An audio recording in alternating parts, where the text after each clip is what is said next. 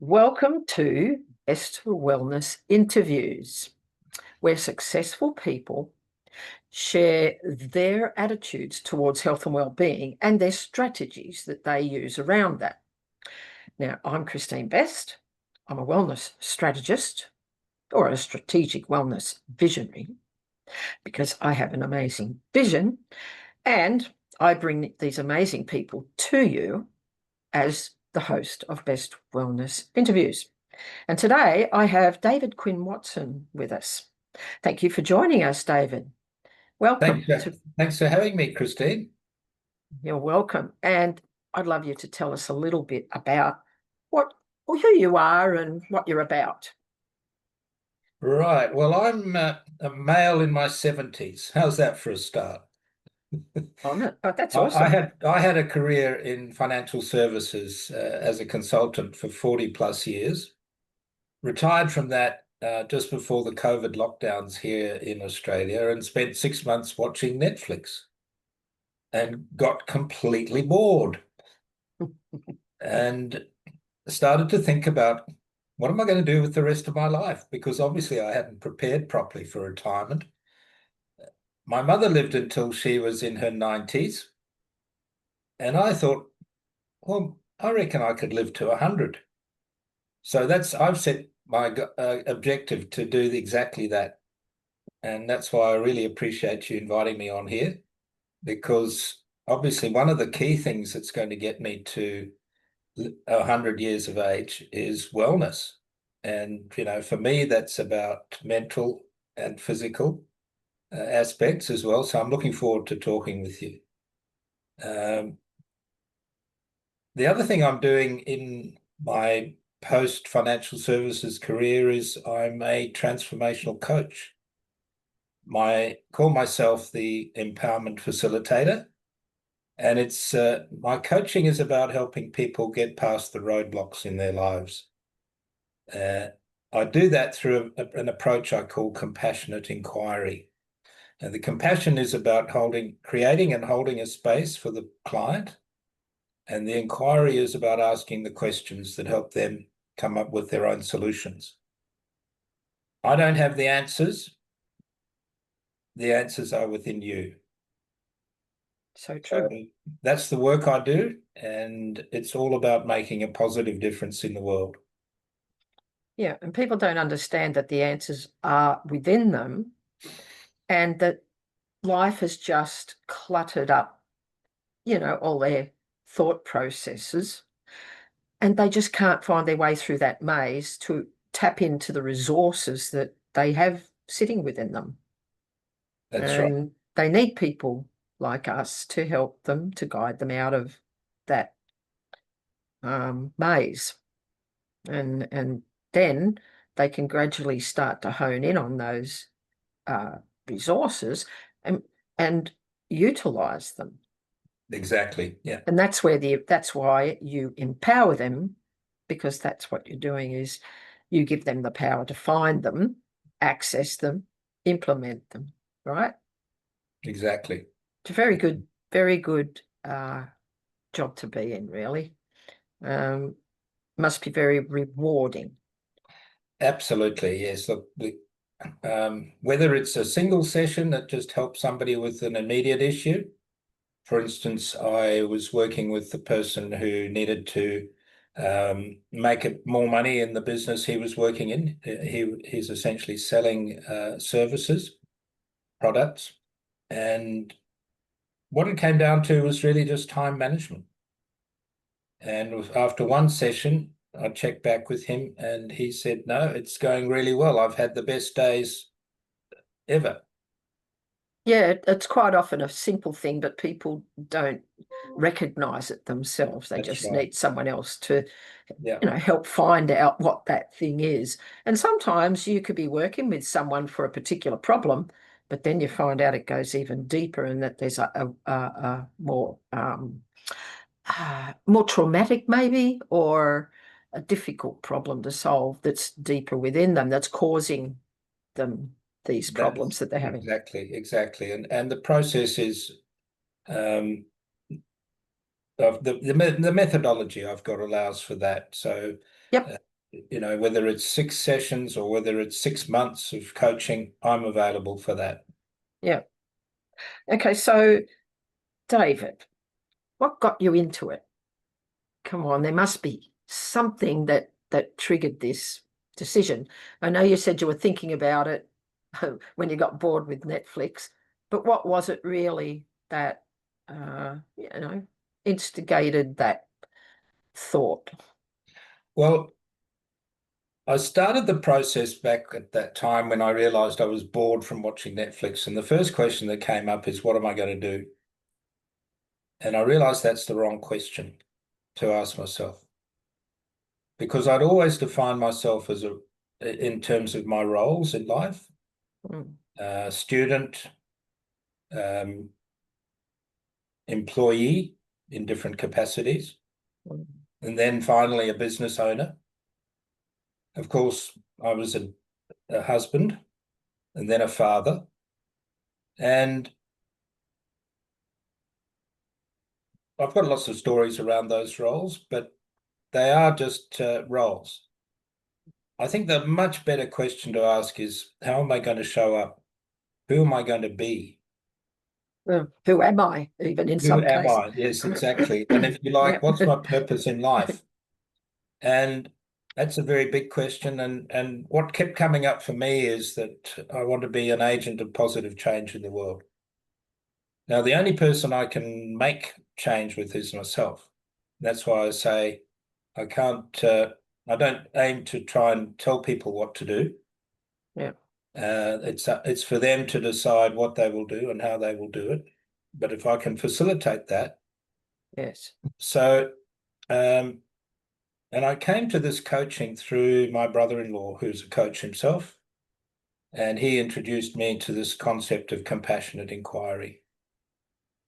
Uh, it's not just the coaching, because I also work with NGOs, because through them, they can have a positive impact on their communities. And if I can Mm, facilitate them becoming sustainable, yeah. less reliant on donations, then that's the bigger picture. And if you ask me a really good question, I think, is a big why. What's my big why? Mm. And you can go further and say, what's the big why that'll make me cry? Oh, Because it brings emotion I haven't heard and that one before. purpose. That's a good one. Yep. Yeah, Something that moves you, in other words. exactly. Um, and mine is to see smiles on the faces of children in Africa. Why is that? Well, I was born in South Africa, Kristine. Mm, yes. I came to Australia. I actually grew up in New Zealand. I went back to South Africa to work for 10 years and then came to Australia in the mid-80s. While I've moved around the Southern Hemisphere, I've always had an emotional connection with Africa. And I I went back there in 2023 and met Mm, a fellow in Uganda who works with his community of disadvantaged people. yeah. And like me, he's working to make a positive difference in that community. Yeah. And I met single mums and their children.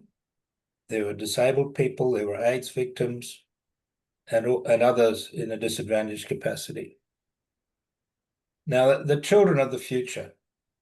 And if we can make better lives for them, that's the fellow in Uganda and myself and the other people, and you're one of them that we're working with, Yes.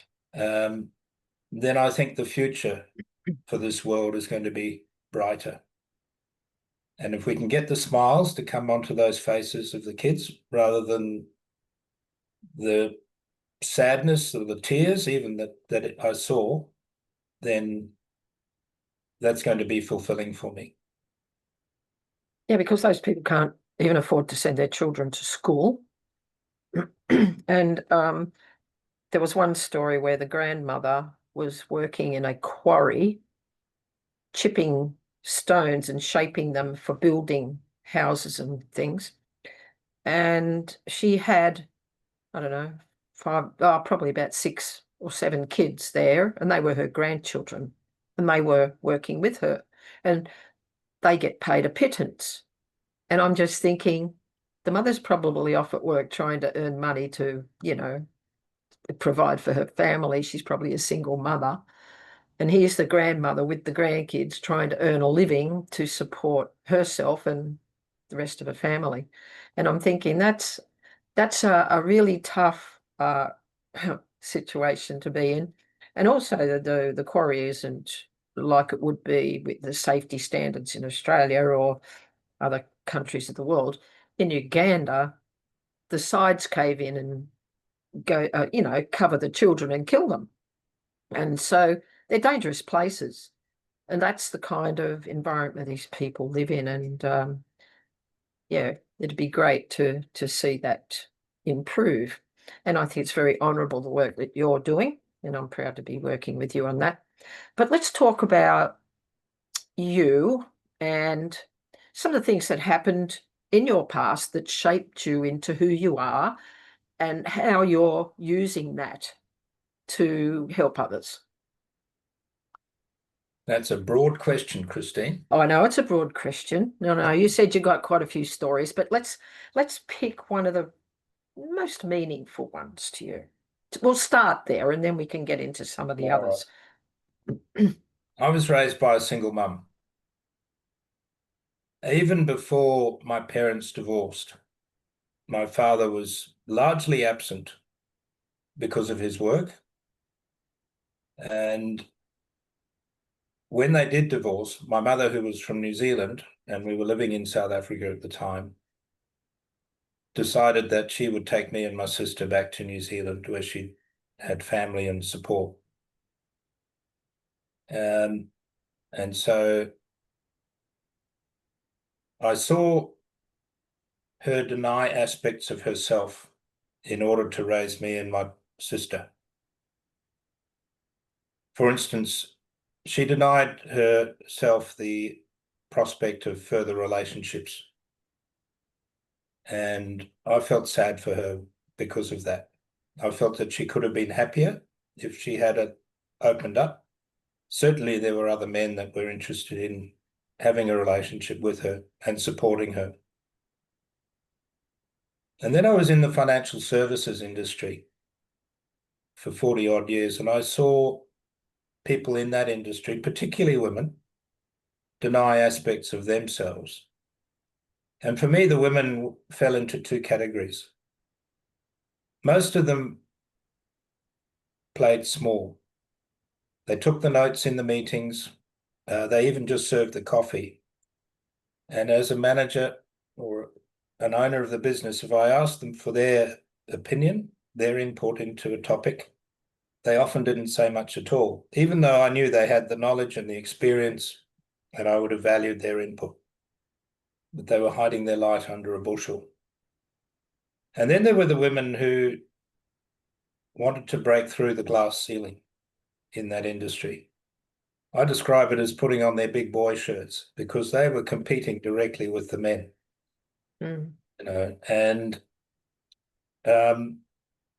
to do that, they had to deny the womanhood, their femininity, if you like, the softer side.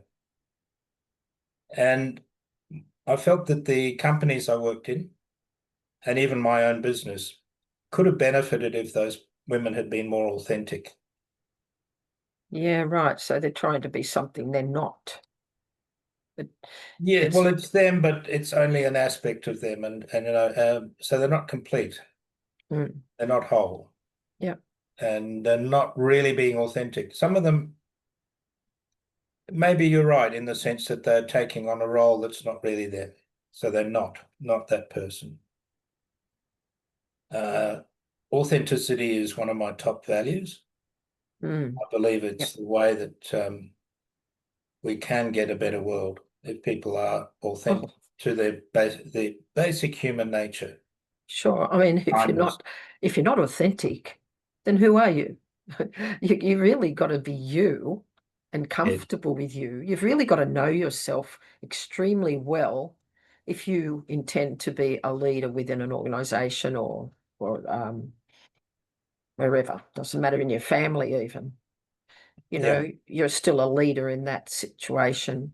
Mm. So, whether you're a coach of your child's footy team or whatever, you're a leader, and you need to display the right qualities. You need to not be triggered, because kids especially can trigger certain behaviors, and if you're not careful, you then could regret your actions or the things that you say. And so you really need to be authentic, and in the workplace, you're surrounded by a lot of people, and then you've got clients as well that can push your buttons. And so you've really got to know yourself and how you can handle these situations. So if you're not authentic, you don't know yourself, and you're trying to be something that you don't have the capacity to do well. So I agree with you. Authenticity is a top value to have. Mm. Yeah. So yeah, Yes. tell me how you use that, and why that means so much. I tell that part of my background because my key focus with my coaching business is to work with people in the financial services industry, and in particular women, because I think that's one of the ways that I can have a positive impact. I've seen, I've been through that in that industry. I've seen the impact it has. I can relate to the issues that they come up with. So, um, do you think that the men in this industry, because you've got various industries where it's a big boys' world, do you see the infiltration of women into those industries as being threatening, towards those men? Do you think they perceive it that way? Yes, in a Right. way. Yeah. Okay. And it's not the only industry where that's happening. And for me, it speaks a lot to men and men's issues. I'm reading a book at the moment by Steve Biddulph, an Australian psychologist Mm-hmm. who has been writing on um, male issues, women's issues, raising boys, raising girls. I have a lot of respect and time for him. And this book on the new manhood was written back in 2010, so it's not a new book. Mm.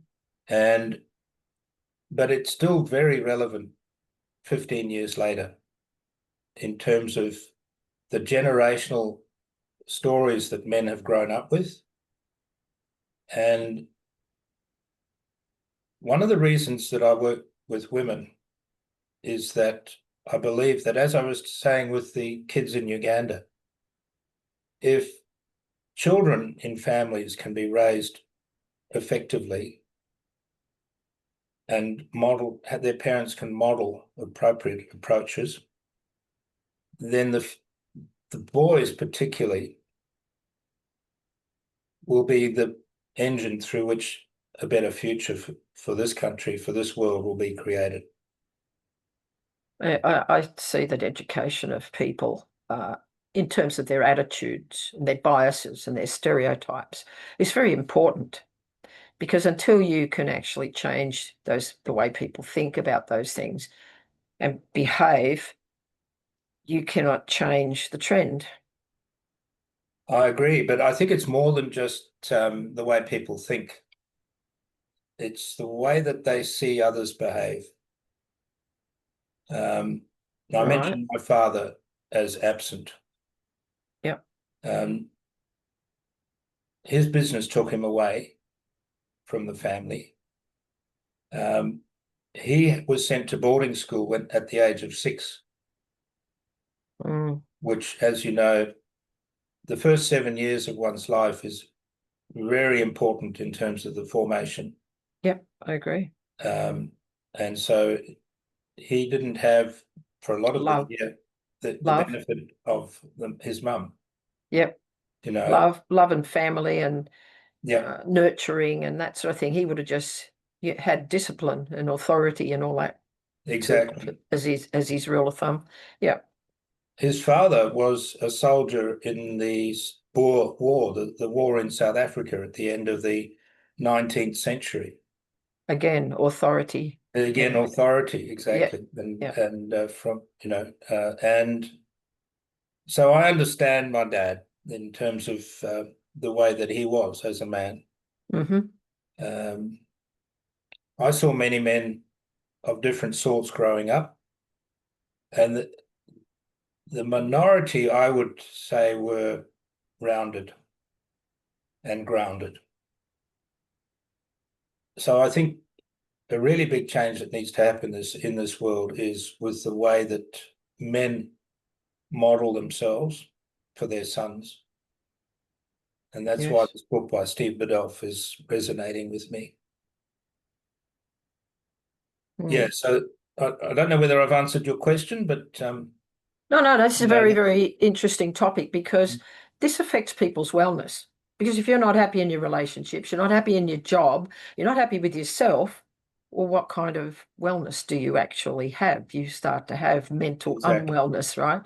And that can affect your physical health as well. But not only that, it affects other people in your circle, your Yeah, family or workplace. So 100%. these are issues that are conditioned within us from early ages usually and throughout our lives, and you maintain that pattern of thinking and those behaviors and emotions associated with those experiences, and when they happen again later in life, it conjures up all of those, evokes all those emotions to bring that back to that person, and they'll behave the same sort of way they did when they were a kid because that's kind of what it makes them feel and do. And so they have to actually find a way to deal with those things. So it's great that you're going to be helping those people. Yeah. Yeah. And some people never find a way to deal with it. My father Certainly was not on their one. own. Yeah, no, well, because we didn't have this kind of thing readily available for him. Yeah, exactly. And I have been through some of those same issues, but I've had the benefit of support, in this country that we've moved to, and with the people that I've had around me, Mm. and I've been able to deal with my own mental issues, my depression, for example. Okay, so how did depression affect you? Why did that happen? And how did you find yourself at the time? You got time for another story? Yeah, yes. Well, yeah, I'd love to hear it. All right. Because people are out there suffering similar things, and they want to know that they can get through this and that they have a life at the end of this tunnel. They don't have to carry that weight. And I'm writing a book about that myself at the moment, about this sort of stuff. Yeah. Yeah. And so to help people get through it. So I really want you to tell that story. Okay, thanks. Um, I'm 4 years old, and my mother takes me and my sister to New Zealand to see her family. We travel on a ship because in the late 50s, as it was then, flying across the Indian Ocean from South Africa to New Zealand was incredibly expensive and not on. We arrive in Wellington in New Zealand, where my mother's mother, my grandmother, Nana Fikett, is living by herself in the old family farmhouse. Now, most of the farm's been sold off and houses have been built around on that land, but she still has a paddock, a field, with some sheep in it, and she has a vegetable garden. And I'm a 4-year-old boy and I'm outside playing in the sun. And I leave the gate between the sheep and the vegetable paddock open. Uh-oh. Oh, you know what? You know what happened? You're in trouble. Well, the first thing is the sheep thought all their Sundays had come at once, and they went straight for the vegetable patch. And when my grandmother found out about that, yeah, exactly, Kristine, I was in trouble. Yeah. Now, I didn't get beaten, but I got locked in the toilet Oh. in the house, which Mm. was the water closet, literally a closet Yeah. with the lavatory. And it was a dark, pokey, unpleasant room. And my grandmother's berating me, Right. with the door closed between us, Yeah. telling me what a bad boy I am. That experience has stayed with me for more than 60 plus years now. Mm. Because out of that, I became a people pleaser. I Ah. didn't like conflict. I would do, and this was almost unconscious, but I would do things to try to keep people happy, to try to keep the peace. Because you didn't want to get locked in a closet again and get Well, berated. exactly. I didn't want to have people shouting at me or berating No, and no, telling me I'm a bad boy. people shouting at you is very, I don't know, it just does something really terrible to you. Yeah. I've had that happen, so I know what you Yes. mean. Yeah, exactly. You know, um, but what happened was when I was people pleasing, everything would go along smoothly for a while. And then it would come to a point where I couldn't do or couldn't keep that person happy. Mm. Nothing I would do could make them happy. It's up to the person to make themselves happy, I reckon.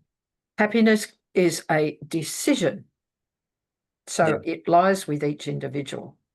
that's right. Yeah. And so what happened? They would get angry at me.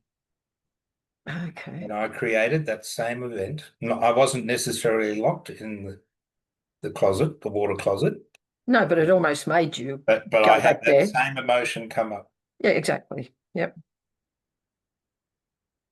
And being a people pleaser, I repressed my response to that anger. Instead of getting angry myself, I repressed that anger. And that led to depression.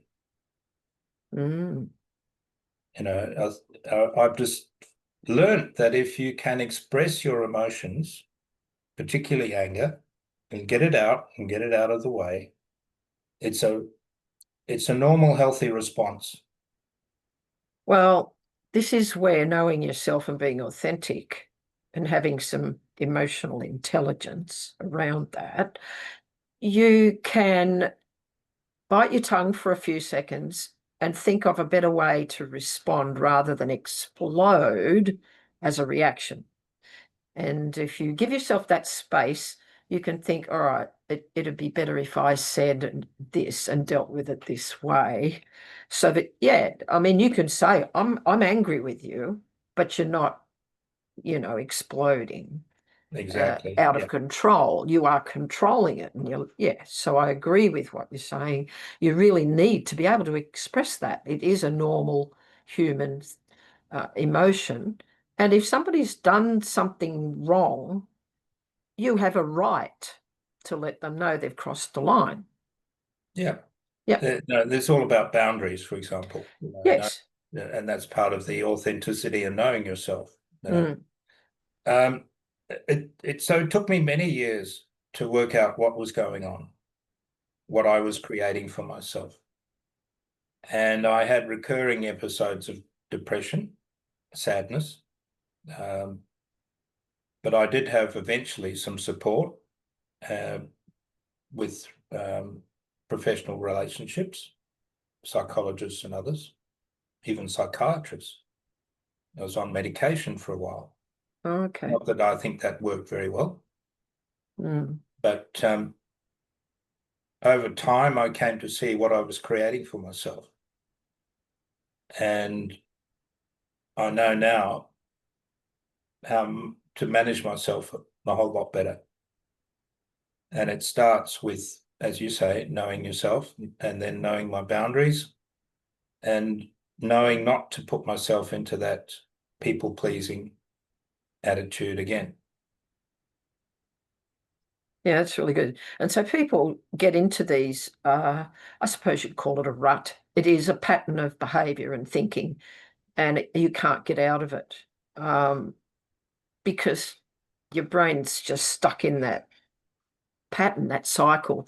And so that's where people need someone like you to ask them the kind of questions that help them expand their thinking, open up new pathways in the brain to be able to increase their capacity to think differently.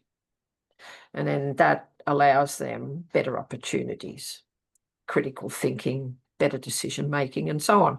And then they can start to connect the dots, I guess, and you know, they can gradually make the changes that will free them from that. Exactly. And that's what my coaching aims to do. Yeah, awesome. To ask the questions that help the people that work with me to maybe see that there is another approach that they could adopt. Yeah. So effectively to shine a light or hold up a mirror and Yeah. make things So right for themselves. you're a bit different to a lot of people. Some people call themselves mindset coaches, and that, they're focused on mindset, whereas you're not. I mean, you are about mindset, but that is not your main focus, really, is it? It's the emotion and the patterns that have caused that. Is that what you would say? I'd say I'd say I'm more holistic, if I could be brave enough to use that word. I don't like that word No, myself, no. but yeah, I know what That's you why I'm saying mean. You're brave looking enough. at the bigger picture about all the things that Yes, make the person that way. that's right. So Yeah. it's not just mindset. No, and for instance, I mentioned the one fellow who was just about time management. Now, there was some mindset in that, was Of about course. Hmm. seeing a possibility and then determining priorities and then realizing that he could achieve that. Mm. So it does, but for me, the whole process starts with awareness. I have a 6 A's model that I use for my coaching. Hmm. And so the first part of that is becoming aware of what's going on. And in my case, it was becoming aware that I was people pleasing, but I was creating and recreating the very thing I was trying to avoid by being a people pleaser. Yeah. And so once you have that awareness, then that light is shone on the issue, Mm. mirror is held up. Then it becomes a question of what do I do next? Yeah. And you've got that Yeah, model and to the model, take the people through it. addresses that. Yeah. Yeah. That's good. Now, having said this, you've said that all these thoughts in your mind and this suppression of your anger and not being authentic actually caused you to have depression. And so when you became aware of having depression, so that's a case of the mental affecting the physical, right? Yep. So, and of course, it can be the reverse. If you're physically unwell, it can cause you to be mentally unwell. So, what did you do with your physical well-being to improve it? Because you must have done something.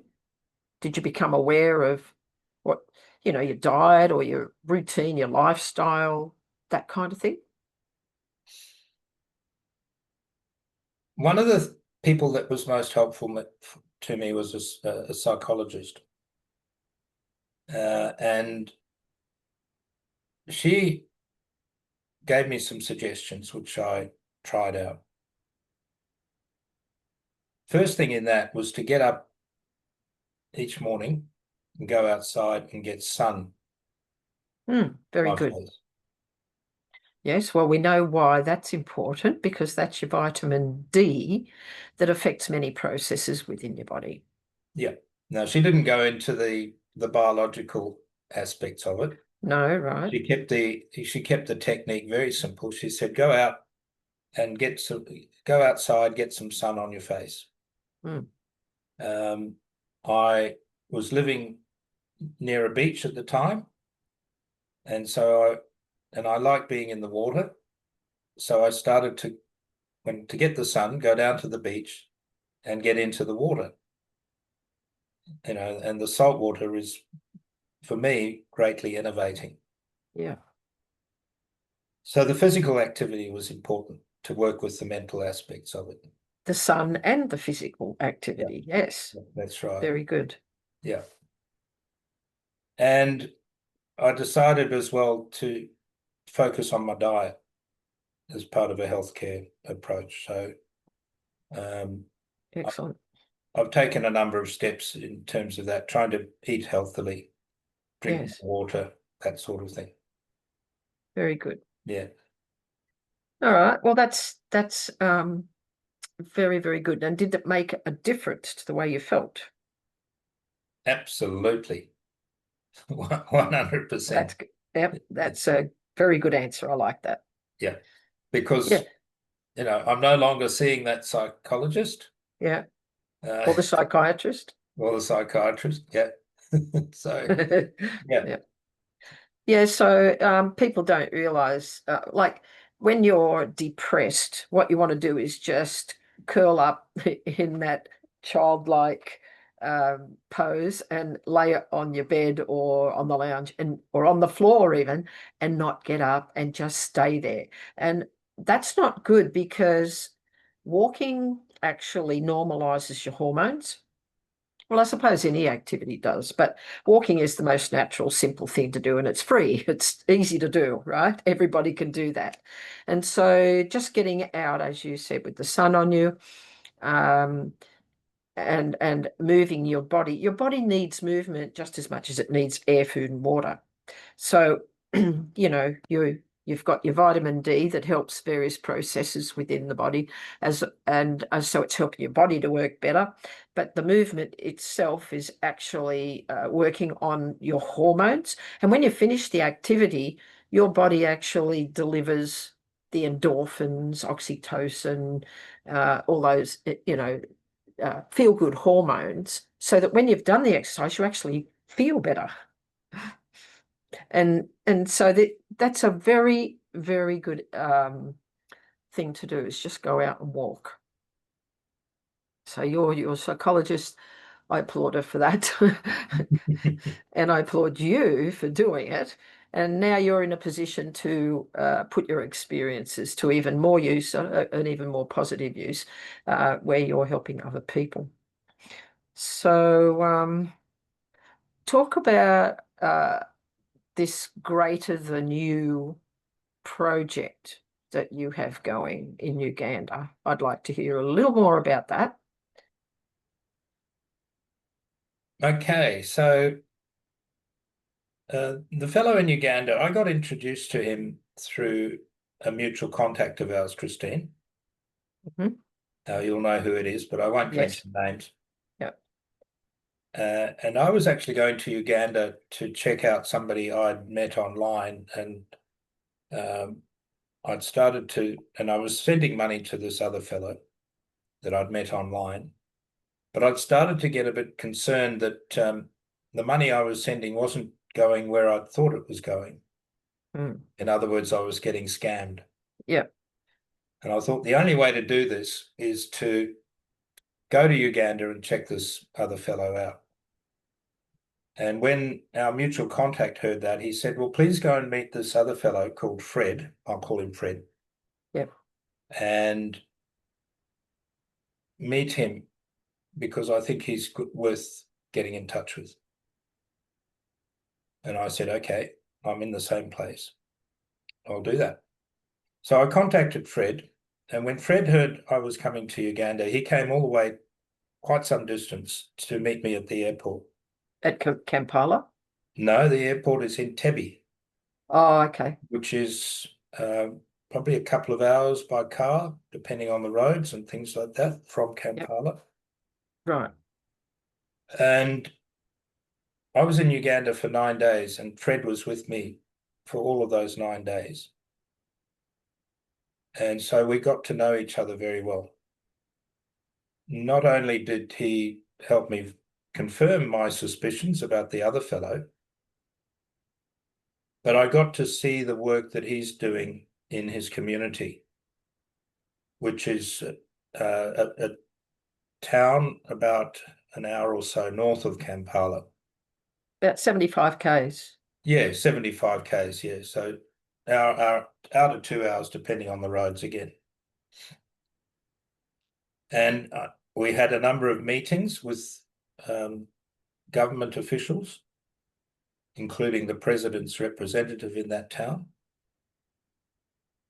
And we met a number of the villagers in different contexts, AIDS victims, single mums.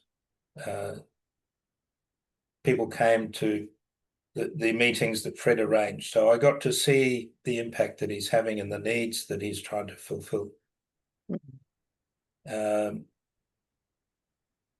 Now, his funding for his organisation, he set up a charity there, an NGO, and he was being supported with that organisation up to the time of about COVID. And then the people who were providing the funding, they were affected by the COVID pandemic, and his funding dried up. So his major need is to get that funding going again. Yeah. But really, as I mentioned earlier, our approach is to get him so much more self-sustainable. Yeah. And we've got some ideas around projects that can do that for him. So that's where we're working together, you and I, Kristine. Yeah, and we can put some links in the description on YouTube so that people can, if they feel they'd like to help, with some of these community projects, they can donate. Yeah, or even get involved. Yeah, if we put the link to the website that you've built for Fred's organisation, which is called Community Health Empowerment Organisation, then people can see what you've been able to create, which demonstrates the needs and the activities that Fred is doing. So that's the project. Now, the bigger picture, seeing you asked that question, is to, once we've got that organisation sustainable, is to use that as a model for other organisations, because it's not just in Fred's community that these needs exist. No, it's many communities around the world.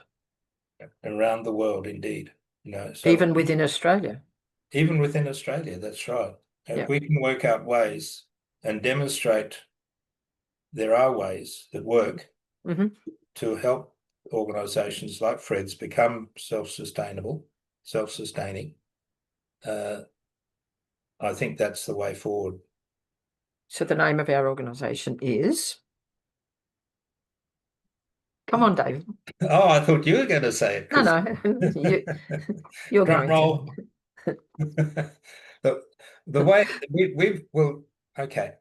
we've created an organisation here in Australia to facilitate that process for Fred and the other organisations that will help in the future. And the name of that organisation is LIFE, LIFE, which stands for Legacies, Impact, Foundation and Enterprises. Yep. So the foundation raises the money to start the project, and the people have an enterprise that will earn them money that helps them to be self-sustainable. We no longer have to give them money. They do it themselves. Yeah, and I think the interesting thing, let me say not so interesting, but the distinguishing factor about LIFE, as much as we're trying to distinguish or use different approaches for Fred's organisation and others, is that it's not just about raising donations. No, We it's aim to be, empowering.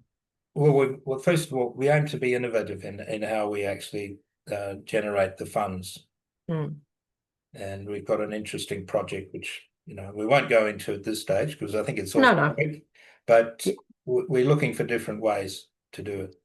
Yep. So it's not just going around cap in hand to potential donors and asking for contributions. Mm. All right. Well, we might leave that there because we could talk about that for ages. That's a But separate discussion altogether. yes, Yeah. yes. So, how does helping Fred and these people in Uganda affect you? Like, this is a bigger than you project, right? You don't benefit financially in any way from this project. You're just giving, right, aren't you? Mm-hmm. You're not receiving any rewards, but no, there is one reward. And I think that it affects your well-being. Would you say this, like helping others outside of yourself, doing good for others, what does that do for you? Well, it's very satisfying for me. Whether it's helping Fred and his organization, or whether it's helping a coaching client, the immediate reward is the satisfaction. The longer term reward, as I said, is the smiles on the faces of the children in Fred's community. Mm.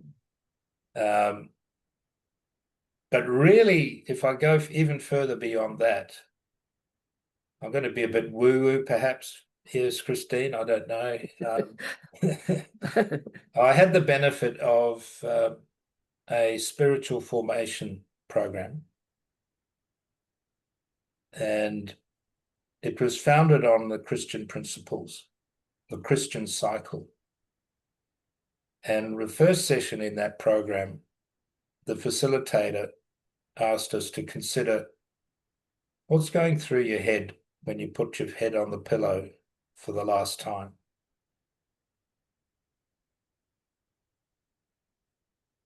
And for me, what that question did was make me think back over my life. Yeah, right. And I realized that while I've been very blessed in a lot of parts of my life, there were aspects of my life that I held regret about. And so the vision I had for myself at that instant of my putting the head on the pillow for the last time is not to have any regret. And this work that I do with Fred, with yourself in life, is about balancing the scales so that those past regrets are balanced by the work that I now do and into the future as I live to 100 plus. So that's Well, what that's definitely doable today. yeah, that's what's in it for me. Okay, so it actually puts a smile on your face. It gives you happiness. It's not just satisfaction, it's happiness. Exactly. That's right. Yeah. So when you're happy, the right hormones are circulating around your body. When you're smiling, the right hormones are making you feel good. Yeah. And they're doing good things in your body. As soon as the bad hormones, like, your cortisol and all the fight and flight, uh, you know, hormones, when they're circulating, that actually is breaking your body down. So all the good hormones are the ones you need. So you got to have, as you said, a more holistic approach to your wellness. So it's not just about diet, exercise, and sleep. They're important, but it's about your social health. It's about your spiritual health. And then giving to others as well is another aspect outside of you that actually has an impact. All of those things have an impact on your health and well-being. So that's my little twist on holistic, and I don't like the term holistic, but it is the whole you. Yeah. And so I've enjoyed this interview.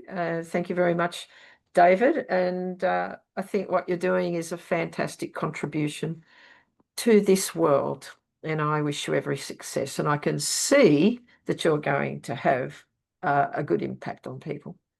So thank you very much for being my guest on Best Wellness Interviews.